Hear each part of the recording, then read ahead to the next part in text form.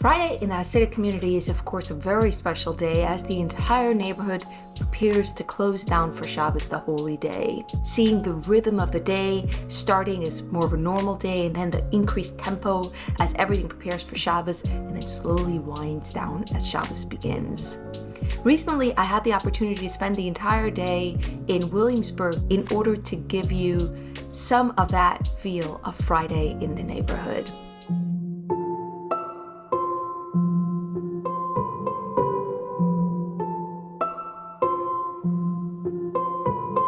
Let's see how the story of Shabbos is understood in this community. As always, I like to look at the children's books, especially the iconic children's book, Ahil Fadenkin, because that tells the story of how the collective here, sort of the narrative that is told about this day of rest, which begins at sundown on Friday and ends at sunset or an hour after sunset on Saturday. So God created the world in 7 days, first by creating darkness and light, and then all sorts of elements of the world, like animals, like the stars, like man. And on the seventh day, God rested. Because he rested on the seventh day and he didn't create any more, on the seventh day, the Jews rest. But also, Shabbos is a day of abstaining from work in order to rest. Not, of course, going to work, not going to school, but you're also not allowed to drive a car, you're not allowed to turn on a light, you're not allowed to make a phone call. So Shabbos is a day that a lot of the things that people will be doing on an ordinary day in this community are forbidden, and therefore Friday is when you get everything out of the way. You have to quickly get things done, like your shopping, like all your phone calls or traveling.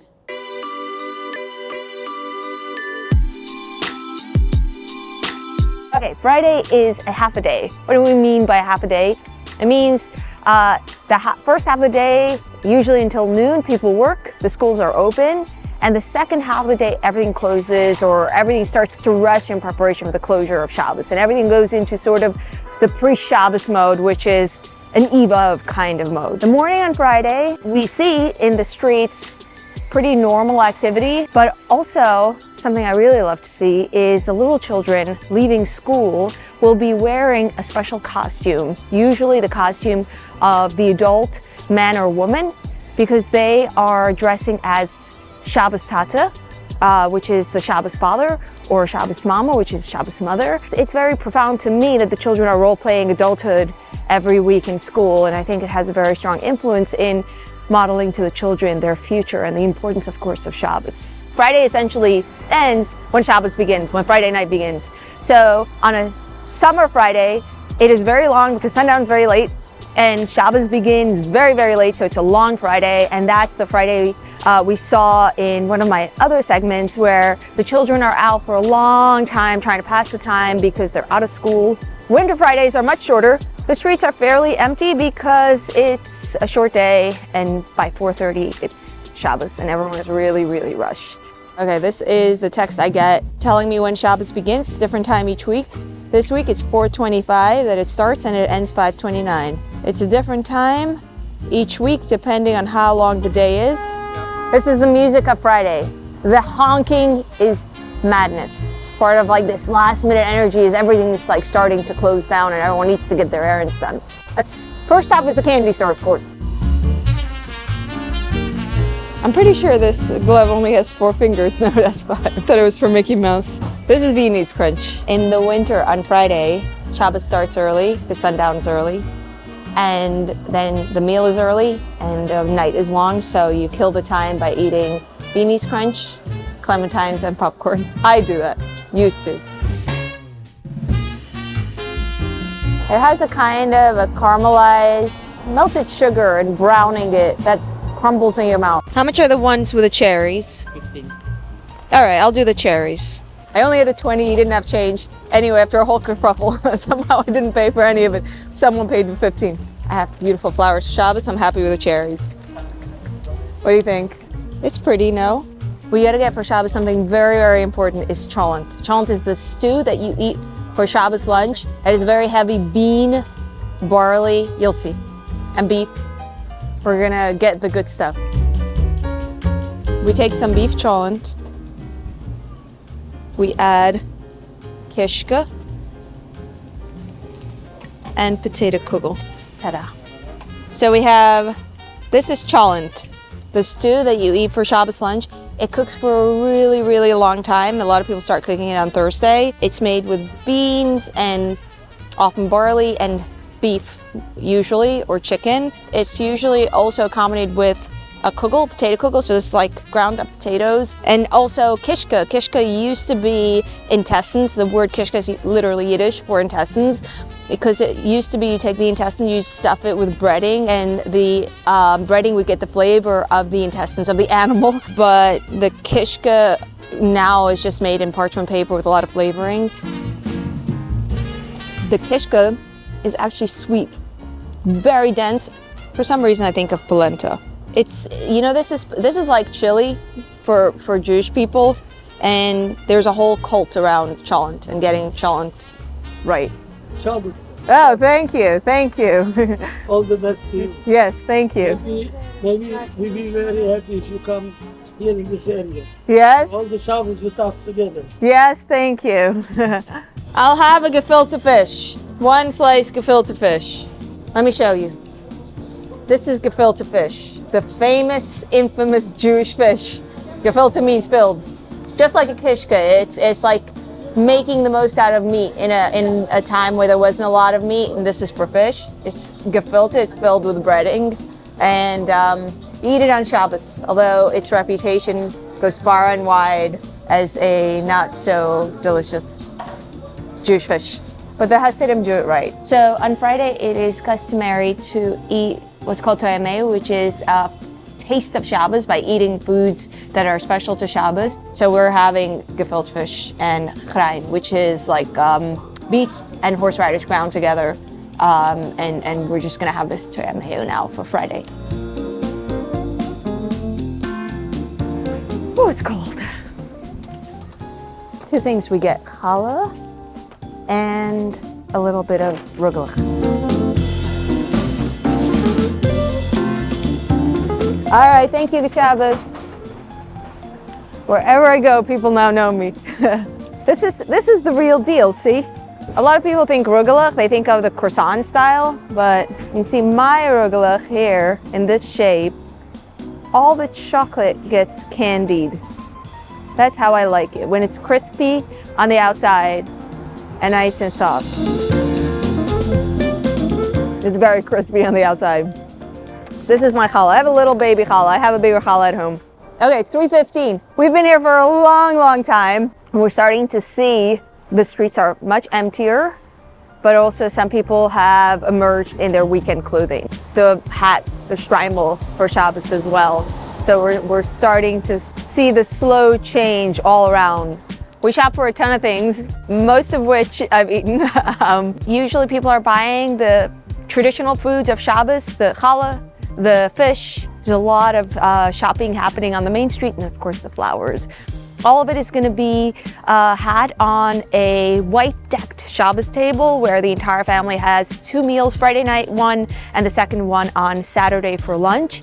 And on Friday, a part of the tradition is to set up the table, the Shabbos table, with a white tablecloth. White is the color of Shabbos. There is going to be silver on the table. We visited Pearl's home and we saw her Shabbos table. She had a lot of candelabras. She had a lot of candlesticks because the tradition is to light 1 candle for each child on Friday night. And oftentimes there's going to be a very beautiful centerpiece on the table with a lot of silver arms representing all the children in the family. I've heard there's an Neshama Seder, which is like the special soul. On Shabbos, you get a second soul that accompanies your regular soul. That second soul carries all the calories that you consume on Shabbos with it away when it leaves after Shabbos. So whatever the hell you're eating on Shabbos, it all doesn't count calorie-wise.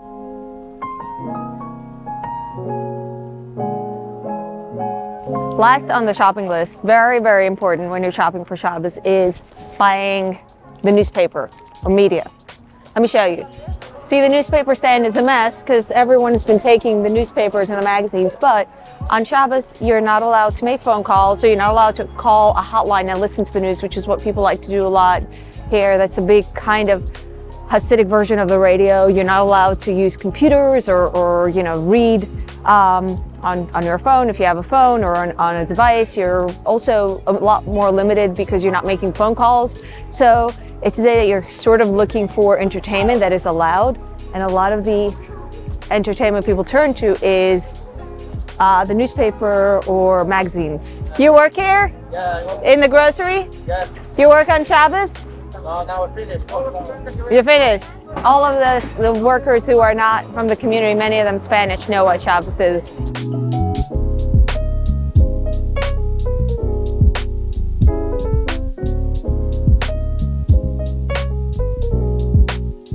We're waiting here for the grocery to close as we're waiting for Shabbos to start, and they were getting rid of their sushi. So they came up to us and they asked if we want sushi. I have too much stuff. This is the first bell.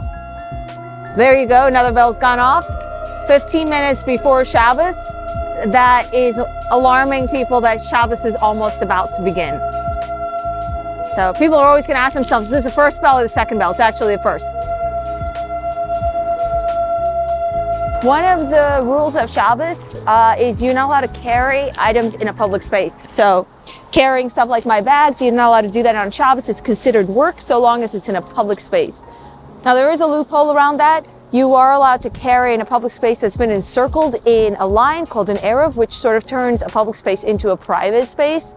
The problem is cities are controversial in terms of encircling them in a line. So most people in places like Williamsburg don't honor the eruv, the line that goes around the entire neighborhood, and believe you're not allowed to carry anything on Shabbos outside of small little enclosures with a line, with an eruv. So people here will not, among many things, push strollers on Shabbos. So people who want to go to in-laws now for Shabbos or want to go visit relatives are rushing right before Shabbos so they can carry their luggage and their stroller. Behind me is the old security booth at Williamsburg Street that is now a Shabbos Goy booth.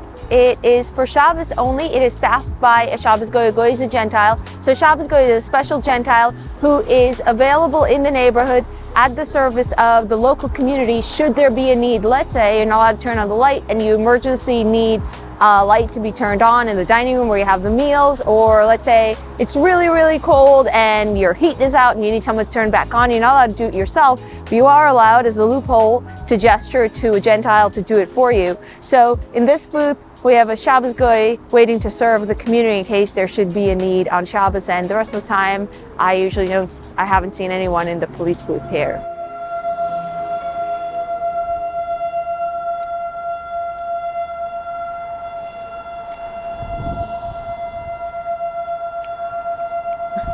Well, the second bell rang, so it is officially Shabbos. However, there is a little window from when the second bell rings until, I believe, 18 minutes after the second bell that you can still do emergency things. Turn on a light that's been left off by mistake, let's say in the bathroom, or we just saw a girl run into the car, fetch groceries, which maybe someone forgot. But after the 18 minutes, the Shabbos begins for real. But right now, in almost all the homes, the women are already lighting the candles for Shabbos. Families gathered around the table, and everyone will wish her good Shabbos. After this, the men will go out to pray, and when they return from prayers, the meal will be had. But we have to rush home as well, so I wish all of you a very good and very sweet Shabbos.